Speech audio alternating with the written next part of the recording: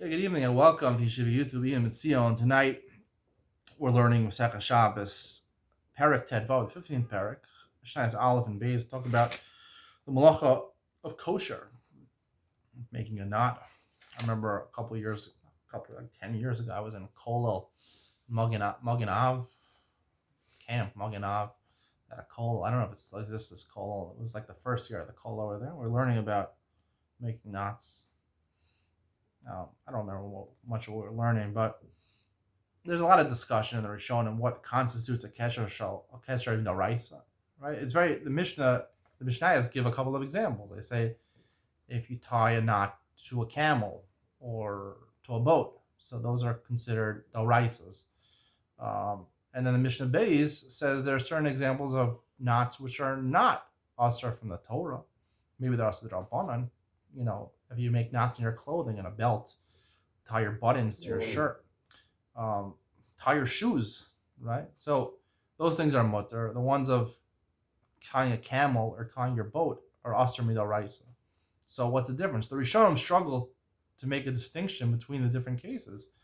So, and the Gemara also talks about this. The Gemara was at Shabbos, but basically there's different opinions. There's an opinion of the Rif and the Rush. I think about big machlokas about this. The Rambam, the Rif and the Rambam against the Rush. I think, according to the Rush, anything which is done forever is considered to be, I think, malacha d'oraisa, whether it's done a professional knot, or non-professional knot.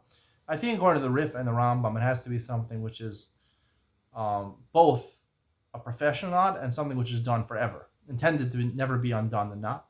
If you make a knot that's intended, I think the Rush says, if the knot is intended to be done for a week or a month, a large amount of time, but not forever, then it's derabbanan, and less than 7 days is maybe, or less than 24 hours is considered to be mutter. Mishnah talks about, if you look in, I forget which soon is, Shin Yud Gimel maybe it is, and Hilchot Shab, we'll get there soon, or Chaim Shulchan Aruch Yomi, but so we're machmir for both shitas, the Rush and the Rif, and therefore basically any knot which is a permanent knot forever is really asur midoraisa. And if it's a Maisa Umwan, right, if it's a professional knot, even if it's not meant forever, it could also be as Del if it's for a specific amount of time. Really only the knots you're allowed to untie is a knot which you intend to untie within 24 hours on Shabbos, and it's a Maisa head yod. It's something which is tying your shoes. It's not a professional. Some people are professional at tying their shoes. Some people are not, never get good at tying their shoes, but I think it's just not called a professional knot. And really the Mishnah Beis says tying your shoes, you're not chayav Allah.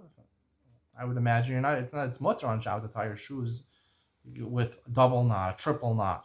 Whether you want to make two bows, a bow. Everyone talks about this. Is what they talk about. They talk. That's the most practical ramification of these halachas is tying your shoes on Shabbos. And there's so many different ways you're allowed to tie, not allowed to tie. A necktie or tying your shoes. Right? You can only make. I think the accepted halacha is you can make one knot and make a bow. But if you make two knots, that's a problem, or you make two bows, maybe it's a problem. A bow is not exactly a knot because that's considered aniva. Aniva is not considered kesher. The kesher aniva. Well, the Gemara discusses aniva, gabi kesher, and things like that. But that's only talking about when you're using it to anchor a ship or a camel. Like I explained in the main shir, I'm just going to reiterate what I said in the main shir. I believe that all Malachas Shabbos, what's Mechayev Yom Malachas Shabbos, is doing something which is normally done. Even if you personally are doing it for a personal use, for Shabbos, to make your life easier on Shabbos, if that Malacha is normally done for commercial purposes or business-like purposes during the week, you can't do it on Shabbos, and that you're Chayev for. But something you're tying your shoes, it's not a business-like thing. You put on your shoes so you wear shoes comfortably, so your shoes don't fall off. That you could always do on Shabbos. You want to cook food. We'll talk about cooking. Apparently, you're not really allowed to cook on Shabbos, but maybe you could cook because electricity is mutter, and you could use an electric stove. I believe electricity should be mutter on Shabbos. Go out on a limb over there. I really, fire is fire. Havara is havara. To say that electricity is fire where there's no fire, this is very hard to say. I mean, why would you be machmir? Why would you jump? Why would you jump from one thing to another?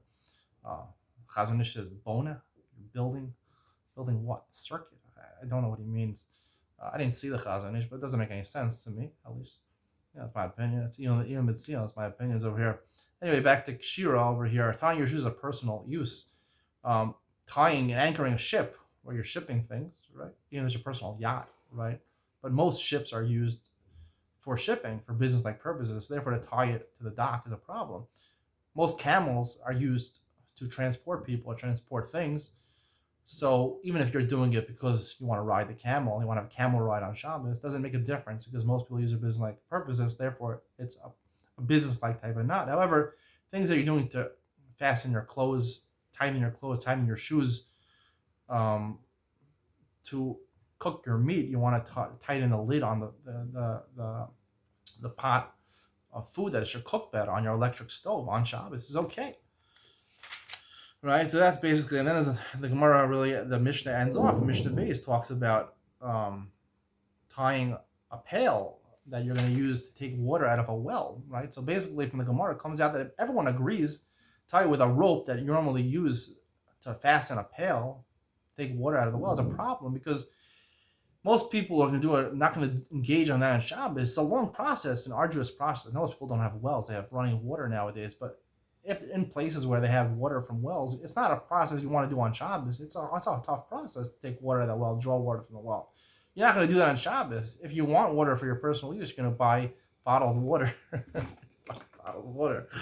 Nowadays, you don't have wells, but if you did have a well, you would probably do it before Shabbos. And if you're going to do it on Shabbos, it's probably, when you're taking the wells out of the water out of your well, if you have a well, you're probably selling your water to other people, like Engedi water, right? Maybe they have a well somewhere. They don't have a well, like springs, but whenever they're drawing their water, it's a commercial process. So even if you personally ran out of water and you are going ahead and taking water, you want to tie the pail with a rope, so therefore you're able to draw water on Shabbos, that's a commercial use for most people. Even for you, it's personal use. You don't have any water, drinking water, but it's a malacha because it goes after rove. Most people do it for. Your das is bottled to everybody, like the Gemara says in many places. Hope you enjoyed tonight's share. See you.